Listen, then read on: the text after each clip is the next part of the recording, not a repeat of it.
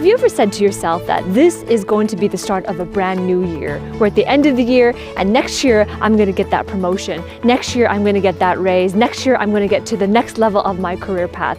Have you said that to yourself? Well, depending on when you are watching this video, maybe it is the end of the new year for you, because at the release of this video, it is the end of 2021, and we are a couple of short weeks away from 2022. So in this video, what I want to share with you are how do you develop masterful communication so that you can get promoted into executive roles in the new year. Comment below. I want to hear from you. When are you watching this video? Is it the new year for you? And what are your New Year's resolutions? The commitment you have for yourself in the new year. Right, so in this video, I want to share with you 3 pillars. In fact, there are 3 key pillars to how you can get promoted to executive level positions just by improving your communication, being a masterful orator. Because let's face it, everything that you desire in your career path, the quality of your career path moving forward is directly proportional to the quality of your ability to communicate. Because communication expands the whole realm of being able to communicate with your bosses, your managers, and your supervisors. Because when you're communicating, it could be that you are making a presentation. It could be that you are delivering the value of what you have to bring to the organization. It could be you need to be in a negotiation. Maybe you need to advocate for yourself, right? Maybe you need to meet with clients to bring in sales for the company. Everything involves effective communication. So that's why it is so important, and that's why I want to share with you at the end of this year so that you can be on your path to your most inspired career and most lucrative career path as well. Right, so there are 3 key pillars that I want to share with you, and comment below because I want to hear from you. What have you learned from this video as well? Okay, so pillar number 1 is mindset. Right, you hear a lot about mindset on the internet because everyone's talking about mindset. But what exactly does that mean? What exactly is mindset? Mindset is not where you're just reading affirmations to yourself every day, listening to motivational videos, and just hoping that you have a positive attitude towards things. No, no, no. That is just the surface level. When it comes to mindset, there are 3 things that are important to have the right foundation. And yes, mindset is the foundation. I can give you the strategies on how to communicate effectively. I can give you all the tactical advice, exactly what you say in specific situations, but none of those things will be effective unless you have the mindset piece. That is the foundational piece. Right, so there are 3 things when it comes to mindset. I call them ABC, right? The ABCs of mindset. A is attitude. It is your attitude. How do you approach this particular conversation? How do you see it? What are your attitudes towards it? Right? Are you feeling that this is a drag for you? Are you feeling that this is tedious? Are you feeling that perhaps that you don't have the right approach in terms of how you see others? Right? So that is attitude. It is literally going to guide the way that you show up. Right? B, what is B? B are your beliefs. Your beliefs. What do you believe about yourself? What do you believe about your skill sets, your competencies? What do you believe about your career path moving forward and your industry? So everything, all of your actions, all of your decisions are guided on your beliefs as well. Your beliefs formulate what you feel is possible for you in your career path and possible for you in your particular industry. So that is B. A is attitude, B is beliefs, and C, what is C? C is convictions. What do I mean by convictions? Convictions are your personal philosophies. Most people believe that the reason why they are struggling financially, the reason why they haven't been able to get that raise, why they're not being paid their worth is because of the economy. But your wealth, your ability to produce wealth based on your knowledge and your expertise is more in alignment with your personal philosophy, not the economy. So your philosophies are your convictions. What have you been guiding on? What have you been following? What are your convictions? Right? So that is your mindset. The ABCs, those things, your attitudes, your beliefs, and your convictions make up your mindset. And that is the first key pillar of being able to effectively communicate. And that leads us to pillar number 2. The second pillar is vulnerability. You hear this term tossed around all the time, and most of the times when we hear being vulnerable, it refers to relationships, romantic relationships, personal relationships. But let's make no mistake about it, vulnerability is a very important piece in the workplace as well. So what do I mean by vulnerability, and how is that a pillar to get promoted in the workplace? When it comes to vulnerability, what that means is, number one, being real with yourself. Because oftentimes we go in the workplace, we have our credentials, we have our college educations, and we work so hard to try to impress other people.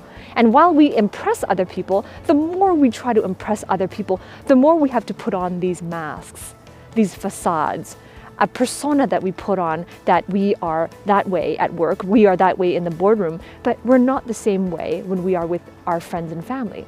So being real with ourselves means that this is who I am. Whether it be in the dark of the night when I'm by myself, this is who I am, that I have nothing to hide. Right, so that's being real with yourself. The second piece about vulnerability is being authentic. Authenticity is really being in touch with the full range of human emotions. Yes, even though there are emotions that you don't care to feel, there are emotions that you have been labeling as, these are negative, I don't want them in my life, I'm uncomfortable with them. Being authentic, the biggest part of being authentic is being in touch with feeling the full gamut of the human range of emotions and knowing exactly why this came about. Right? So being real, being authentic. Being vulnerable, the third piece about it, means that you're being real with other people, opening up to other people so that you're giving them an opportunity to relate to you, to really resonate with you. That is all being a part of being vulnerable. So many times as college-educated career professionals, we're trying to impress another person. We don't want to show our true selves because we're questioning ourselves. Can I really make that happen? Am I really good enough? Can I really do what they think that I'm going to do? Can I really meet their expectations? Oftentimes we have these questions in our mind and it affects our self-confidence. At the same time, we're attacking ourselves, we're criticizing ourselves, and we tell ourselves we're not good enough, we can't do it, I don't think that I'm competitive enough, I don't know if I'm good enough. So we have this self-criticism because we're so afraid of what others think of us. We're so afraid of being criticized by other people, and so we criticize ourselves. And that way, we can protect ourselves from being hurt by other people's comments and judgments. So one part of the essence of being vulnerable means, hey, I have nothing to hide. This is who I am. I can be real with you. I can be real with myself whether or not I'm alone or with someone else. It also means I have nothing to prove. I am not trying to impress you. And lastly, it also means I have nothing to protect. I don't need to protect myself. I don't need to self-criticize or to judge myself. I'm not trying to protect in that way. So that is genuinely what being vulnerable means. So if you're wondering to yourself right now, you're listening to yourself and you're nodding and you're saying, you know what, I don't have confidence. I lack the confidence to be vulnerable. And I noticed that I'm self-criticizing. I noticed that I'm trying to impress, but I can't help it. How do I get to the next level if I don't impress my superiors? How do I get to the next level if I don't put on my best face? If you're asking these questions, then I invite you to book a call with me. And I can help you to get to the next level while being vulnerable, while having the right mindset, while having freedom from self-criticism, freedom from the imposter syndrome, and all of those things that are holding you back. If you are ready for a year of growth, a year of promotion with your true authentic self, and you're sick and tired of trying a bunch of different things and feeling stressed about it, then below this video on the description, there is a link to book a call with me. And this is where either myself or a member of my team will talk to you personally to explore whether or not it's the right fit to work with me as your executive coach.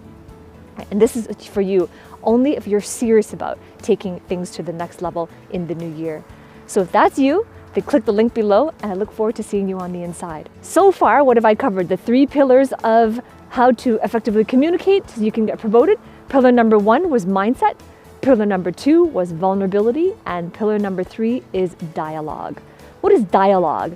Dialogue are the actual words spoken out loud between 2 or more people. It is what most people focus on when they want to become an effective communicator. Most people focus on the actual words spoken. They write a script. They write their main talking points. They do up their slides. They really think about the exact words they want to say. And that is usually 99% of the focus that most people think about when they want to improve their communication. But have you noticed that I've given you 3 key pillars? And by the way, those 3 key pillars are in the order of priority. The first priority is mindset. The second priority is vulnerability. And dialogue is only the third one. In other words, is the least important of the three. It is literally in that order of priority. So if you're somebody who's been trying to improve communication by writing a script, if that's you, then it's the lowest level of priority. The script is only as good as your mindset and your ability to be vulnerable and real. Right? So dialogue are the actual words spoken, and this is the words that people hear. But here's the thing about dialogue, is that what you say is audible, someone hears it. That is your public speaking, because it's words that others hear. Someone's hearing you speak, it's public speaking. But the thing is, there must be a complete congruence between the words you're actually saying and the way you're showing up. So let's say, for example, if I'm doing a presentation in the boardroom and I'm speaking in terms of giving my recommendations for how to increase the corporate market share or the profit margin, but at the same time, inside, I'm trying to impress them, but I'm kind of like having this conflict between wanting to impress them, but at the same time, I want to be humble and I don't want to be bragging, then I'm going to show up and they're going to notice that something is off. If there isn't an absolute congruency between the words that I'm speaking and the way that I'm showing up, the energy that I'm giving off and my belief system, then there will be a picking up. Your audience will be able to pick that up. Now, your audience may not have the exact words to describe what is going on, but they're going to sense something is not the right fit. And that's sometimes why you hear unhelpful feedback after a job interview, for example, when they tell you is not the right fit. And they don't know how to describe it, so they don't, right? So if you want to improve your communication in the new year, then it is those three things in that particular order, right? So if you don't have the mindset piece, the vulnerability piece, and the strategies on how to improve those, then even if you just work on the dialogue, the actual spoken words, there will still be a gap. There will still be an incongruence inside out. So being an effective communicator is not just the spoken words. It is a transformation from the inside out, not from the outside only, right? So I want to hear from you because I've shared with you a lot of information in this video, but information alone does not create change, right? You got to take action on it. So comment below, what is the most breakthrough, the biggest aha, the biggest learning takeaway that you have heard from this video? I want to hear from you, and remember to subscribe as well, because every week I release a new video and I look forward to speaking with you every single time.